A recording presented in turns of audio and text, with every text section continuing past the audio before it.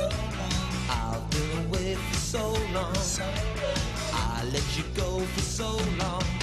It's a nice day to start again. Come on, it's a nice day for a white wedding. It's a nice day to start again.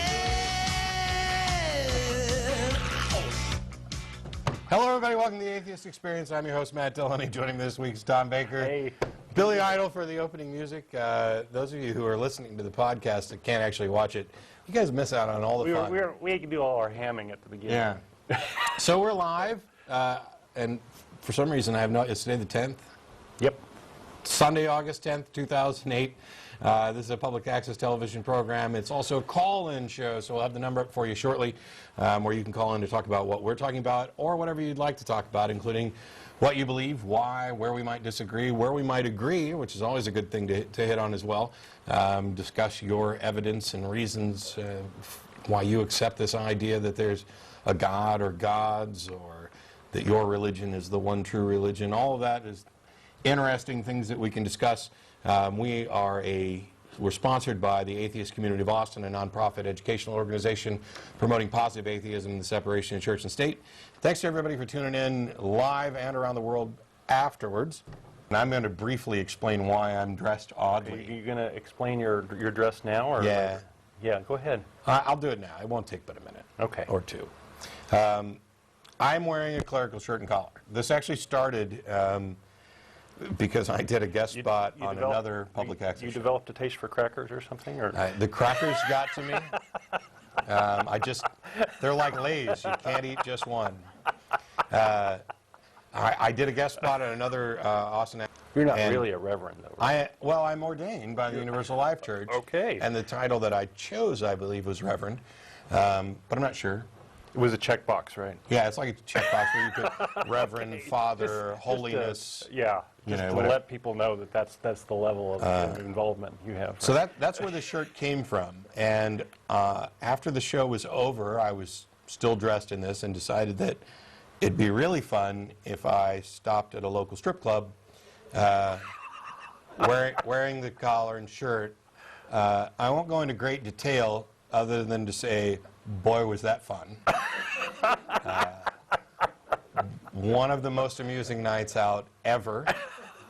And I noticed even before I got over to do the first show that, I had to stop in and buy some supplies to cook with.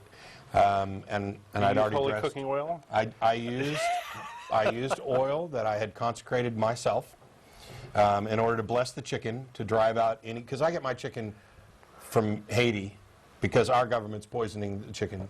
Oh, boy. Oh, no, wait, I can't do that shtick here. But I noticed when I went out, people automatically looked at me and treated me different right off the bat. Better? Way better. Oh. Please cut in front of me in line. That type of thing. Oh, wow. How are you doing today, Reverend? We should all get some of these, yeah. It's nice, it's a beautiful day. And all smiles from people just standing in the aisle. And I understand that uniforms command respect, and often for very good reason.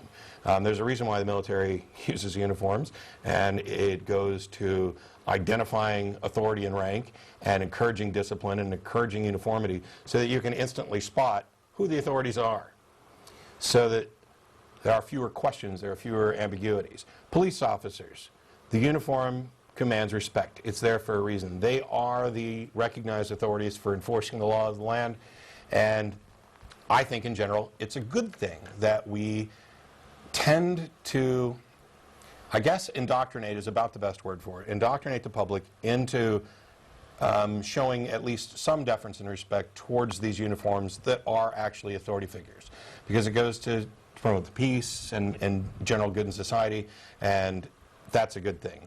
There is absolutely no sane reason why this little white tab, and that's all it is, piece of plastic, should actually command respect or appear to be an authority. What people look at is they assume, oh, okay, it's a priest or a reverend or a pastor. It's somebody who's clearly a good person, who's doing good work, who's doing the Lord's work. I mean, if you were a thief, this is the best costume you could put on.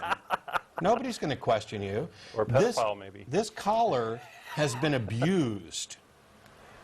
We have instilled the public with an instant respect, and it applies to atheists too. I'm not immune, you're not immune. People see a collar, and we are trained from birth to, oh, there's somebody who's somehow better than me, who's more in tune with the spiritual or God or whatever else.